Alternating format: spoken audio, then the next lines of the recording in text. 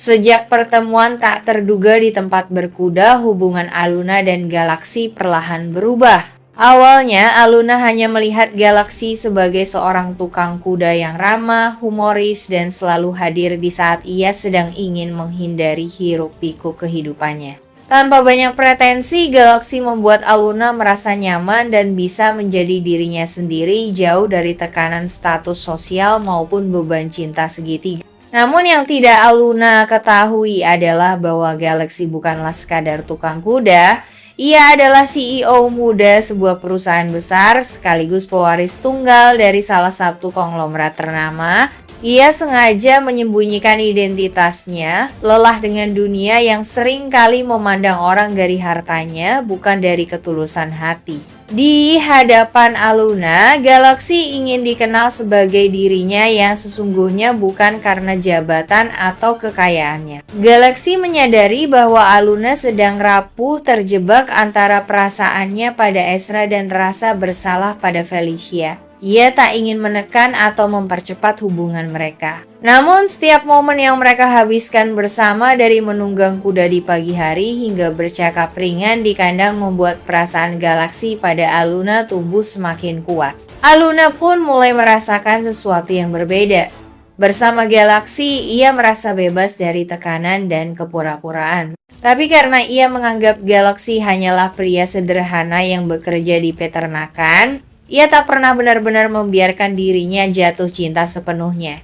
Bagi Aluna, hidup sudah terlalu rumit untuk ditambah dengan kisah cinta yang tidak pasti. Diam-diam, Aluna menyimpan rasa cinta yang mendalam kepada Ezra.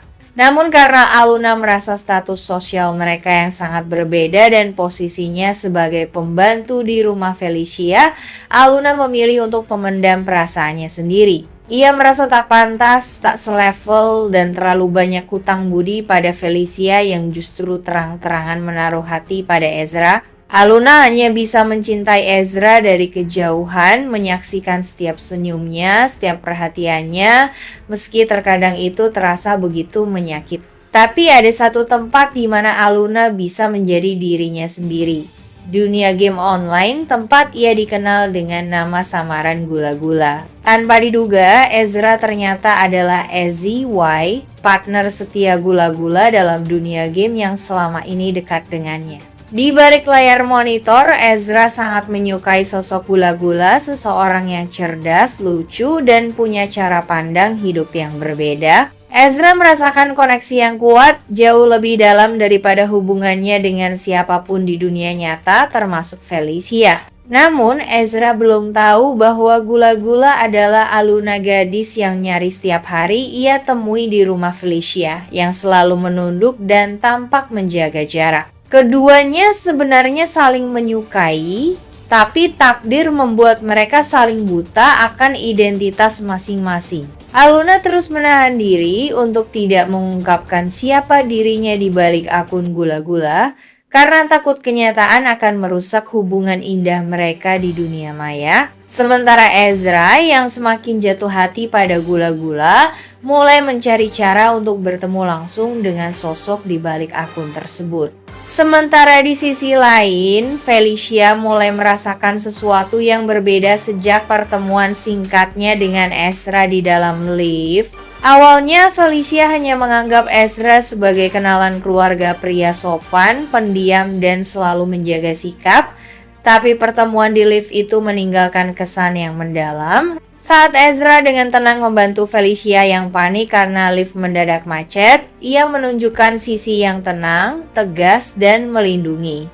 Sejak saat itu, Felicia tak bisa berhenti memikirkan Ezra. Felicia, yang terbiasa menjadi pusat perhatian, justru merasa tertantang karena Ezra tak menunjukkan ketertarikan padanya seperti pria-pria lainnya. Bagi Felicia, Ezra bukan sekadar pria tampan, tapi sosok penuh misteri yang sulit didekati. Dan semakin sulit Ezra didekati, semakin besar pula rasa penasaran dan ketertarikan Felicia. Ia mulai mencari-cari alasan untuk bertemu Ezra lebih sering. Ia mulai berpakaian lebih menarik saat tahu Ezra akan berkunjung ke rumahnya. Bahkan diam-diam ia meminta ibunya untuk kembali menjalin kerja sama bisnis dengan keluarga Ezra. hanya agar ia punya lebih banyak waktu untuk membangun kedekatan. Namun tanpa Felicia sadari, Ezra justru lebih sering memperhatikan Aluna meski tak ia tunjukkan secara langsung. Felicia mulai merasa tidak nyaman ketika melihat Ezra dan Aluna berbicara meski hanya sekilas. Ada kecanggungan di mata Ezra yang hanya bisa dilihat oleh seseorang yang sedang jatuh cinta. Cemburu perlahan tumbuh di hati Felicia meski ia belum yakin apa sebenarnya hubungan Ezra dan Aluna. Yang ia tahu, ia tak ingin kehilangan Ezra sebelum sempat memperjuangkannya. Sementara perasaan cinta dan konflik batin terus bergulir, Galaksi memilih jalan berbeda. Ia melihat betapa berat kehidupan yang sedang Aluna jalani dan dengan tulus ingin membantu tanpa menghakimi atau mengikat.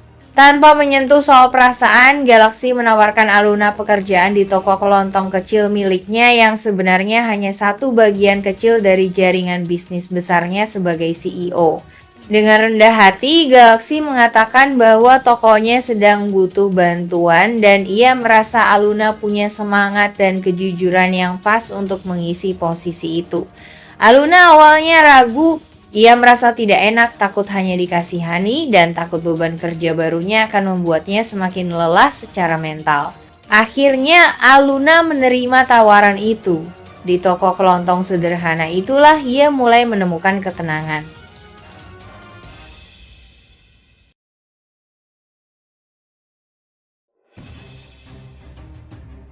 Kembali mendapatkan kepercayaan diri dan martabatnya. Status sosial mereka seakan tertukar. Aluna meski sederhana dan sempat terpuruk kini mendapat simpati, kepercayaan, dan bahkan cinta dari orang-orang di sekitarnya termasuk Ezra dan Galaksi. Sedangkan Felicia yang terbiasa mendapat pujian dan pengakuan, mulai merasa terasing dan cemburu. Konflik ini menimbulkan ketegangan emosional yang dalam, bukan hanya karena cinta, tetapi juga karena harga diri dan sejarah keluarga. Pertemanan mereka yang dulu erat kini berubah menjadi persaingan yang penuh luka batin. Aluna mulai bersuara, berani memperjuangkan keadilan untuk ayahnya, dan tidak lagi merasa rendah di depan Felicia. Di sisi lain, Felicia merasa dikhianati oleh seseorang yang dulu ia bantu tanpa sadar bahwa bantuannya ternyata dibarengi dengan rasa kepemilikan dan kekuasaan atas hidup Aluna.